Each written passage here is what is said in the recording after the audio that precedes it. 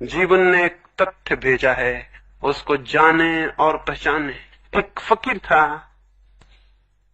मरते वक्त उससे किसी ने पूछा कि तुम्हारे जीवन में सबसे बड़ी कौन सी घटना घटी? उस फकीर ने कहा, मेरे पिता मर रहे थे और उन्होंने मुझे मेरे पास बुलाया, तब मैं 13 वर्ष का था, और उन्होंने मेरे कान में कहा कि देख बेटे, मेरे पास तुझे देने को कुछ भी नहीं, कोई संपदा मैंने इकट्ठी नहीं की, क्योंकि मैंने पाया कोई भी संपदा वस्तुतः संपदा नहीं, इसलिए मेरे पास तुझे देने को कुछ भी नहीं। लेकिन फिर भी एक बात जिसके द्वारा मैं धीरे धीरे फकीर रहते हुए भी बादशाह हो गया, एक बात जिसके द्वारा मेरे पास कुछ भी नहीं था फिर भी सब कुछ था, एक बात कि जिससे मेरे लिए और मेरे पीछे और मुझे देखकर बादशाहों को भी ईर्ष्या जगने लगी, वो बात मैं तुझसे कह दूं, शायद तुझे स्मरण रह जाए, शायद कभी तेरे वक्त बेवक्त काम आ जाए। तो उस युवक ने उनसे पूछा कि कौन सी बात? तो उसके पिता ने, मरते हुए पिता ने कहा था कि तब जब भी तेरे जीवन में कोई तथ्य आए, क्रोध, काम, वासना, कोई भी बात तेरे जीवन में आए, तो उसे मेहमान की तरह जानकर स्वागत करना, अतिथि की तरह जान के स्वागत करना, ना तो एकदम उसके प्रभाव में डूब के खुद को भूल जाना और ना उससे आंखें चुराना। स्वागत करना घर आए अतिथि का अत्यंत प्रेम से, और निरीक्षण करना बहुत गहरा, क्या क्या उसमें छिपा है। उस युवक ने जीवन भर इसका प्रयोग किया। मरते समय वो भी अपने मित्रों से कह सका कि अगर मुझे ये सूत्र न मिला होता तो मेरा जीवन पानी में खींची गई लकीरों की भांति व्यर्थ हो जाता, लेकिन मैंने जीवन के एक एक तथ्य का अत्यंत धैर्यपूर्वक स्वागत किया, निरीक्षण किया, ऑब्जर्वेशन किया, देखा, और मैं हैरान हो गया। मैंने पाया कि उन सभी तथ्यों के निरीक्षण करते ही करते उन तथ्यों में जो भी अशुभ था वो विलीन हो गया और जो शुभ था वो शेष रह गया।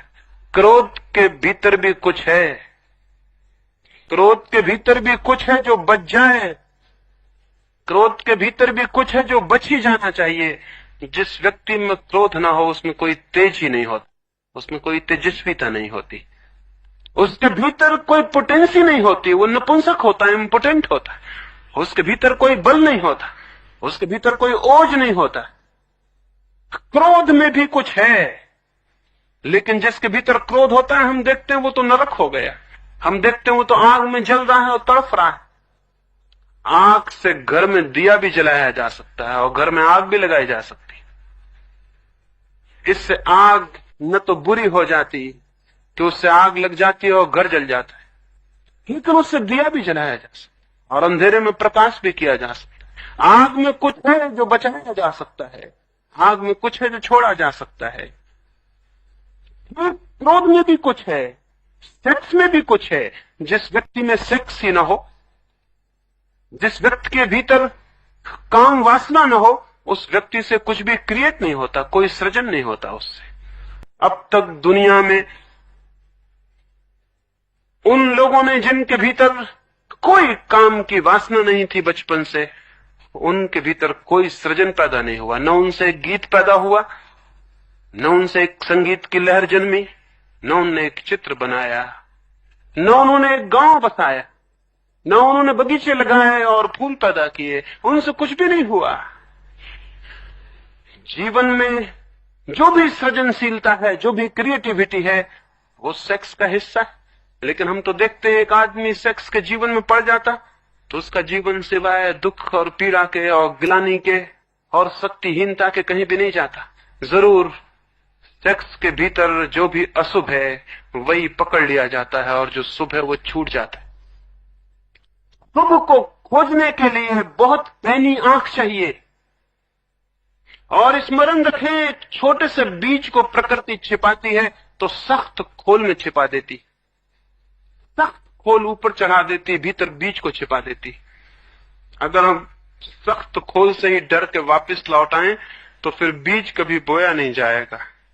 लेकिन हम जानते हैं सख्त खोल बीज की दुश्मन नहीं है, बीज की सुरक्षा है। बीज को डालें खेत में, जमीन में, सख्त खोल गल जाएगी और टूट जाएगी और अंकुर निकल आएंगे।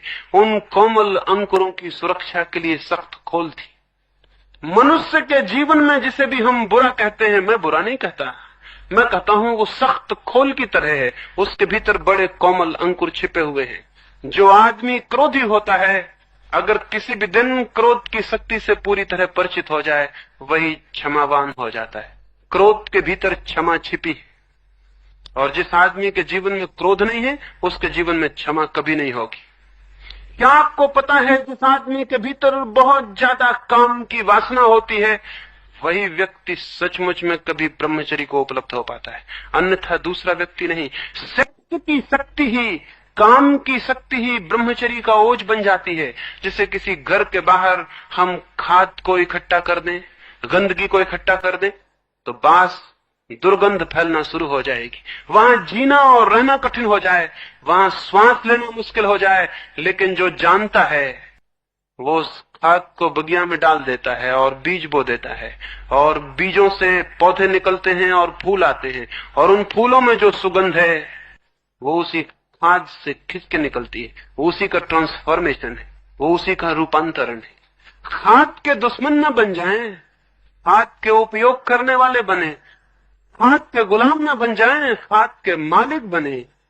जीवन में जो भी वासनाएं हैं, वे सारी की सारी वासनाएं खाद बन सकती हैं आत्मा के फूलों के लिए, लेकिन जो उनसे लड़ता है वो कैसे उन्हें खाद बना पाएगा। और जो उनमें डूब जाता है वो दुर्गंध में डूब जाता है, और जो उनसे भागता है वो सुगंध से वंचित रह जाता है। समझ लें, फिर से दोहराता हूं, जो खाद में डूब जाता है वो दुर्गंध में डूब जाता है, और जो खाद से भागने लगता है वो सुगंध से वंचित रह जाता है। जो खाद का उपयोग करता है और खाद को रूपांतरित करता है, वो दुर्गंध से मुक्त होता है और सुगंध को उपलब्ध होता है। जीवन का भी सूत्र यही है। जीवन में जो भी है परमात्मा के जीवन, वो जो भी मिला है प्रकृति से, वो सब छिपा हुआ सौभाग्य है। उससे घबराएं ना, उससे भागे ना, उसमें डूब भी ना जाएं। फिर क्या करें? उसका निरीक्षण करें, उसके साक्षी बने, उसका ऑब्जर्वेशन करें, उसे देखें, उसे पहचानें, उसे सब तरफ से खोजें और उससे परिचित हों। उसमें कुछ भी अपरिचित ना रह जाए। जिस दिन क्रोध को कोई पूरा जान लेता है, क्रोध से मुक्त हो जाता है। लेकिन क्रोध का जो तेज था, जो वीर्य था, क्रोध का जो ओज था, वो उसमें बच रहता है, वो निर्वीर्य नहीं हो जाता। जो काम को, सेक्स को पूरा समझ लेता है, सब तरफ से उसे खोजता है, देखता है, निरीक्षण करता है, बारीक से बारीक उसके पहलू में प्रवेश करता है, सूक्ष्म से सूक्ष्म उसको पहचानता है, वो सेक्स से मुक्त हो जाता है। उसी के भीतर ब्रह्मचर्य का जन्म होता है, उसी के भीतर वो सारी शक्ति दिव्य ऊर्जा में बदल जाती। तो मैं आपसे निवेदन करूं, तीसरा है मार्ग, न तो भोग का, न दमन का, वरन रूपांतरण का, ट्रांसफॉर्मेशन का। और रूपांतरण होता है निरीक्षण से, ऑब्जर्वेशन से। क्या आपको ख्याल है, क्या आपको पता है कि जैसे ही हम चीजों को देखना शुरू करते हैं, एक बुनियादी अंतर शुरू हो जाता है। जीवन में एक बुनियादी अंतर शुरू हो जाता है। क्या यह संभव है कि एक मकान में आप हों और आपको दिखाई पड़ता हो कि सामने दरवाजा है, फिर भी क्या आप दीवार से निकल सकेंगे? नहीं निकल सकेंगे। दरवाजा जिसे दिखाई पड़ता है वो दीवार से कैसे निकलेगा? वो तो दरवाजे से निकल जाता है, दीवार से नहीं निकलता। अगर कोई दीवार से टकराता हो तो जानना चाहिए उसकी आंख खुली हुई नहीं है, इसलिए टकराता है। जीवन में जो भी अनीति है वो आंख के बंद होने के कारण है। दुनिया में कोई बुरा आदमी नहीं है, दुनिया में कोई भला आदमी नहीं है। दुनिया में ऐसे लोग हैं जिनकी आंखें बंद हैं और ऐसे लोग हैं जिनकी आंखें खुली हैं। खुली आंखों वाले लोग हैं और बंद आंखों वाले लोग। आंख जिसकी भी खुल जाए उससे बुराई असंभव हो जाती है। आंख जिसकी खुल जाए वो दरवाजे से निकलता है, दीवालों से नहीं टकराता। हम टकराते हैं, इसका एक ही अर्थ है कि आंख बंद है। और बंद आंख वाला भागने लगे तो कोई हल होने वाला है क्या? आंख खुलेगी तो हल होगा, भागने से कोई हल होने वाला नहीं है। अभी इस दीवार से टकराते थे, भागेंगे तो दूसरी दीवार से टकराएंगे, द्वार कैसे मिल जाएगा? भागने वाला आदमी द्वार कैसे पा सकता है? अभी एक दीवार से टकराता था, भागेगा दूसरी दीवार से टकराएगा, लेकिन द्वार खोजने के लिए न भागने की जरूरत है, न अंधे की भांति टकराने की जरूरत है, आंख खोलने की जरूरत है। जीवन के प्रति आंख खोलने की जरूरत है। और हमारी आंखें सच में ही करीब करीब बंद है। हम जीवन के किसी तथ्य को न तो देखते हैं न खोजते हैं। कभी आपने अपने क्रोध को खोजा?